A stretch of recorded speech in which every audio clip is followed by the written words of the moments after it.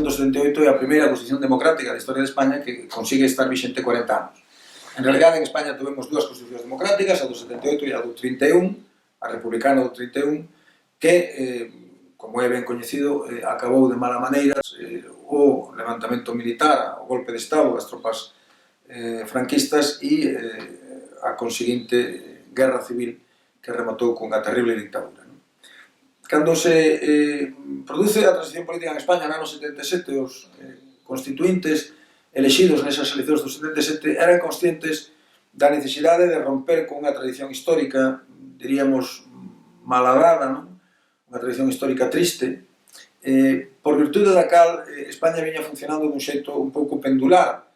Tuéramos unha Constitución no 12, unha Constitución no 37, o Estatuto Real do 34, a Constitución do 37, a do 45, a do 69, a do 76, a do 31, máis o texto de David Alvarado, do 56, que non chegou a entrar en vigor, o proxecto de Constitución Republicano Federal da Primeira República, é dicir, unha especie de movimento pendular hacia a esquerda e a dereita, hacia o progresismo e o conservadorismo, que non conseguira estabilizar un réxime político. E, por tanto, o primeiro grande desafío, o primeiro grande, diríamos, obxectivo dos diputados do 77, dos senadores do 77, elexidos no 77, foi estabilizar o réxime político. Conseguir unha constitución de acordo, de consenso, de gran acordo, de gran consenso, que poidera, diríamos, responder ás sensibilidades fundamentales que estaban presentes na Cámara. A esquerda, a dereita, as forzas nacionalistas. Este era un pouco o desafío e o primeiro gran obxectivo. Que se conseguiu sin dúbida, porque a Constitución foi aprobada por unha inmensa maioría da Cámara, foi aprobada por unha inmensa maioría do corpo electoral no referéndum, foi a primeira Constitución española que se someteu ao referéndum, e a Constitución conseguiu, ademais, e isto é moi importante, facer frente a algúns dos máis importantes problemas que viñamos arrastrando dentro do século XIX. A min gustame considerar esos problemas en torno a 5 grandes eixos, é dicir, é verdade que se podrían mencionar máis eixos, pero eu creo que estes 5 grandes eixos describen moi ben a evolución política española dos últimos anos.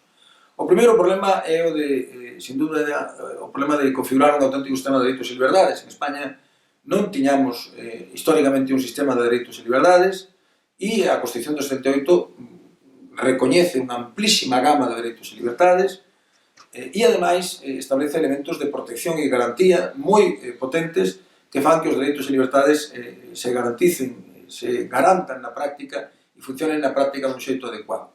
Non é ningún secreto que España avanzou no ámbito dos dereitos e liberdades de unha maneira extraordinaria. Pensemos, por exemplo, nas diferencias entre homens e mulleres. A situación de partida era verdadeiramente terrible, a situación de chegada, habendo como hai todavía hoxe diferencias, é infinitamente millor. A superación das diferencias entre homens e mulleres neste campo foi extraordinaria, a pesar de que perviven diferencias que hai que corrixir.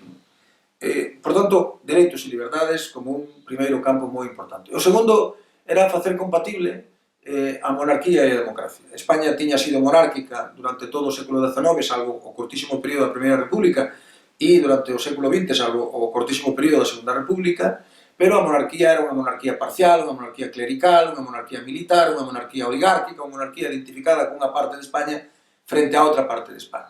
O desafío era facer unha monarquía que fora unha monarquía de todos, e, por tanto, unha monarquía compatible ca democracia, o cual só se podría conseguir quitando ao rei, diríamos, apartando ao rei da vida política. E o rei queda apartado absolutamente da vida política, o rei é un rei parlamentario que non ten competencia política algunha relevante, ten competencias de formalización de decisións políticas que adoptan outros órganos, pero o rei non decide nada, como a reina de Inglaterra, como o rei de Suecia, como o rei de Dinamarca, como os reixes parlamentarios europeos que non toman decisións políticas. Segundo tema, por tanto, esa compatibilidade entre monarquía e democracia. Unha monarquía democrática pode parecer unha contradicción nos seus términos, pero en realidad unha monarquía democrática é unha monarquía que é compatible ca democracia, cosa que non fora no pasado español. O terceiro gran problema é o problema da democracia política, de configurar un sistema democrático desde o punto de vista político, e un sistema con eleccións libres, competidas por sufragio universal. Temos que ter en conta que en España as mulleres votaran en realidade nas eleccións do 33 e nas eleccións do 36. É dicir, que en España votaran en dúas ocasións as mulleres. É certo que en Europa, en algúns países importantes de Europa, non votaron hasta despois da Segunda Guerra Mundial, como en Alemania ou en Francia, non?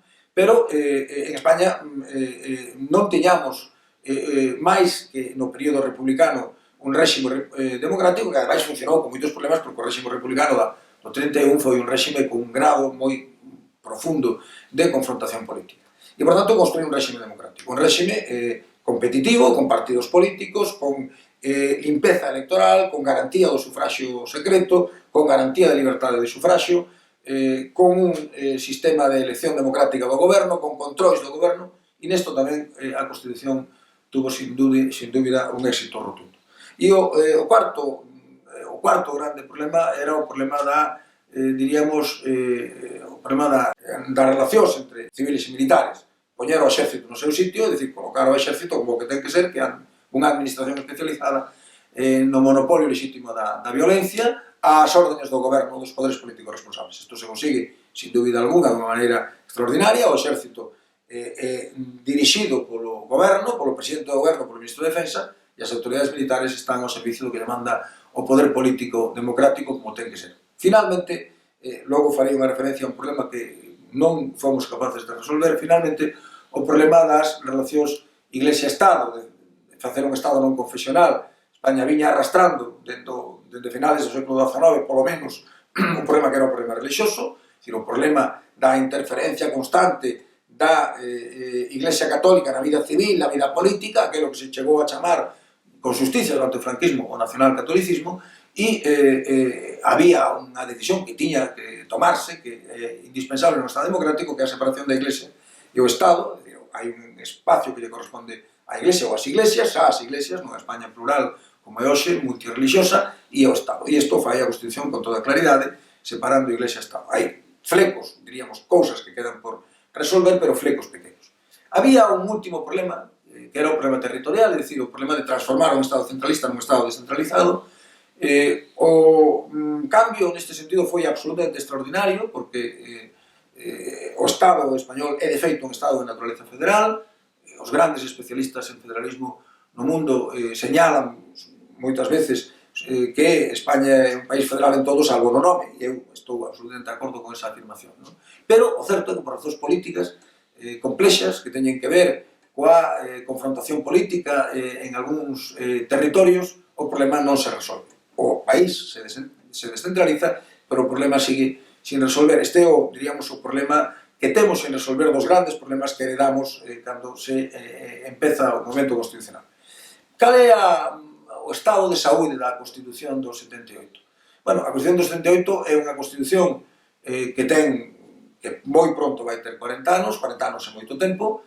Nestes 40 anos foi reformada en dúas ocasións con reformas moi pequeniñas, en reformas moi pouco relevantes, unha para darlle o dereito de sufraxio pasivo aos membros da Unión Europea en eleccións municipais e outra para modificar un artigo da Constitución en materia de gasto público e, por tanto, as reformas foron pouco relevantes e o desafío que temos é o de, diríamos, poñer o día a Constitución. É certo que a Constitución podría ser reformada en moitos ámbitos, porque hai moitos ámbitos nos que a Constitución quedou, diríamos, lóxicamente, co transcurso do tempo, quedou obsoleta. Menciono sempre o mesmo exemplo: a Constitución dice que queda derogada a pena de morte salvo que poidan dispoñer as leis militares para tempo de guerra. Hoxe xa as leis militares suprimiron a pena de morte, non sería concebible que en España houbera pena de morte, por tanto, o que teria que decir o artigo é que queda abolida a pena de morte, punto. Nada máis, en España non se aplicará a pena de morte. É un cambio dos que se podrían adoptar.